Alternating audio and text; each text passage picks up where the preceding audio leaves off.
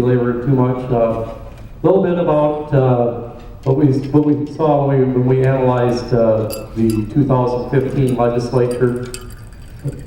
The overall performance upticked just slightly from 2014. It went up to the aggregate score of the entire legislature as far as how they favored or opposed bills that we favored or opposed, went up to 34.83%. Still room for improvement. But we found that there were fewer people that scored under 20% than in the past, because with the split party government, there were some incremental bills that we actually could support that passed. Some of the gun rights legislation, right to try, some other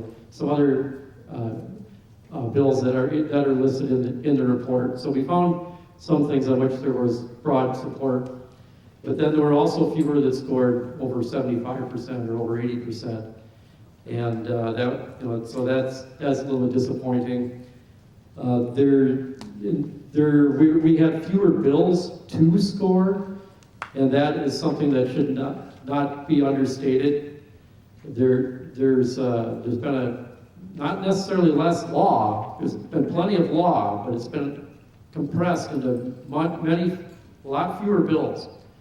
A lot more omnibus bills, even bills that weren't omnibus bills, such as this nursing home receivership bill that also had a section about medical cannabis in it, which has nothing to do with nursing home receivership at all. And the only way it's the same subject is if it's health, and that's not sufficient. Our state constitution has a very strong protection for the single subject rule, and we should all be putting pressure on our elected officials to uphold that, and that includes the judiciary on occasions, which is challenged because the judiciary has generally been pretty deferential and allowed a lot of this to happen, unfortunately. But we do need to stress that years ago there were a lot more bills getting floor votes, and then when that happens, at least then if they are more narrowly focused on one subject, you can weigh the merits of a particular vote much more fairly than you can with omnibus bills, where all kinds of things get brought in, and someone can say, well, I like this in the bill, but I didn't like this, and so it becomes much harder to evaluate. And if you have fewer bills to score, then if someone strays from our conclusions, then it impacts them more negatively as well.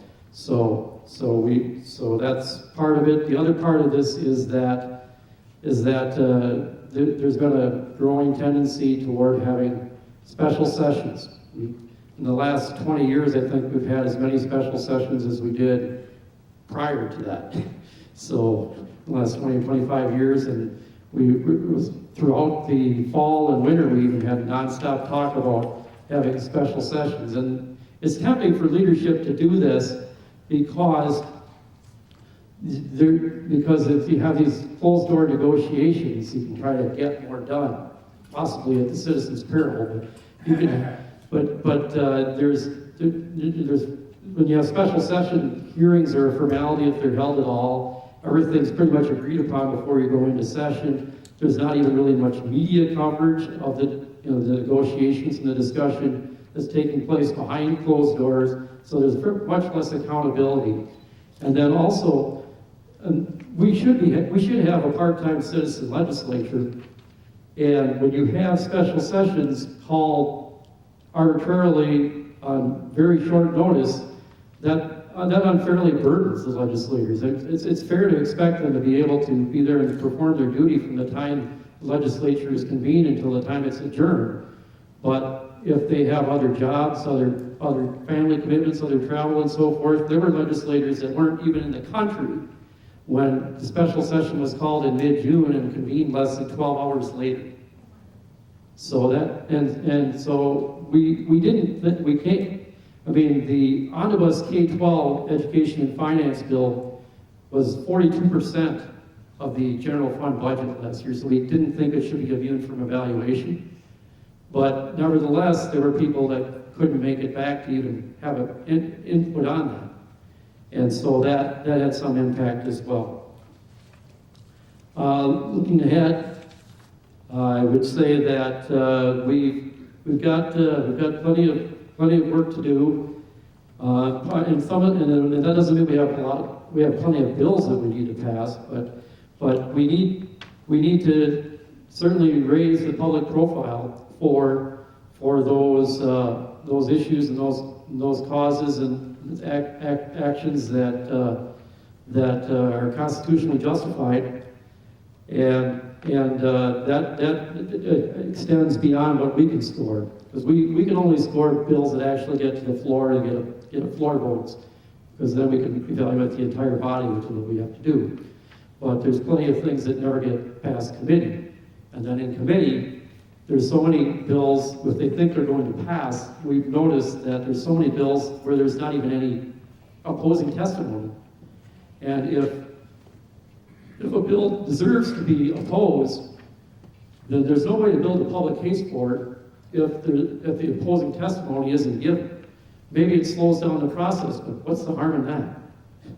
So we really would strongly encourage that. And also there are things that we can do to maybe make those holding the power and leadership a little less comfortable and feel a little more accountable.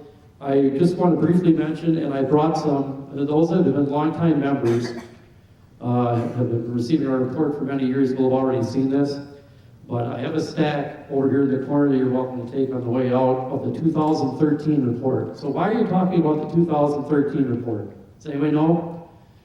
Well, the people that are in the Senate haven't seen elections since 2012. And in 2013, we had a bill passed to create a constitutional amendment to establish a party-affiliated salary council. It's going to be on the ballot this fall as a result of what happened in 2013. And this might sound like something that you have this detached, objective commission that could more fairly decide salaries, but the legislature is entrusted with the constitutional responsibility of the power of the purse. And it's very important to balance of power. And regardless of what you think as far as the compensation of the legislatures, then you can definitely make a case that it should possibly be adjusted upward from 2000. You can make that case, but whether you believe that or not, but maybe take the pension off as a trade-off. But regardless of what you think on that, whether you think it should be adjusted or not, and that has some impact on whether we can turn this legislature to more of a part-time legislature. But regardless of what you think about it, it should definitely be the responsibility of the legislature to vote on the budget, including the compensation of the legislature. And they're not directly voting on it. They don't get an immediate pay increase as soon as they pass the bill. It goes into effect for the next legislature. So someone has to be elected in order to receive that. So, but it is something that's going to be on the ballot, and I'm sure there's going to be a very well-organized, media-orchestrated effort to pass this. And we need to raise awareness and opposition of that, and hopefully our report and our work will help do that. And hopefully some of the people here will help raise awareness of that as well. And I don't have too much more to say other than we have, again, because this happened in 2013, and these legislators that have, in the Senate, that haven't been elected since 2012, and I've been evaluating, and some of others have been evaluating these bills for a number of years, but it's easy to forget after a couple of years just all the bad junk that passed just 2 years earlier. And so I think it would be a very good idea to stagger the terms of the senators, as Wisconsin and a number of other states do, so that every 2 years at least some of the Senate has to face public review make it a little easier to have accountability.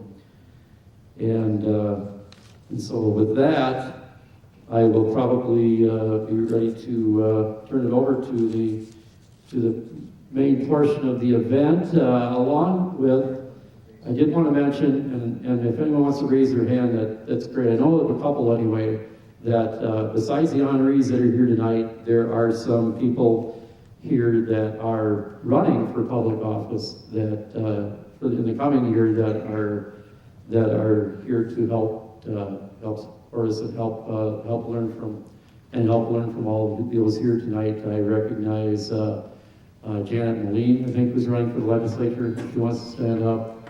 And we have Greg Ryan, who's running for Congress back here. And again, we don't endorse anybody, but we certainly welcome people that are not honorees to come here and learn from us and help advance the cause of liberty and conservatism. And we have another gentleman, Mr. Nolan Lath. Yeah. Okay. All right, great. Okay. And